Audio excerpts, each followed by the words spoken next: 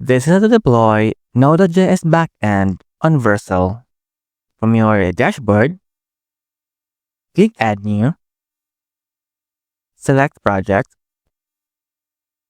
then go to Browse All,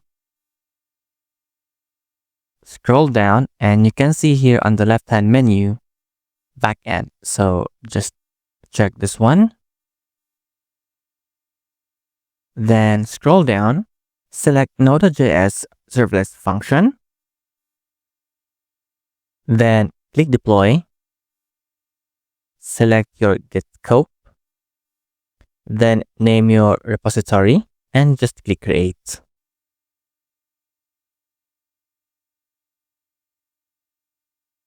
Then we have just deployed our Node.js backend. You can add a domain or enable speed insights and just click Continue to Dashboard.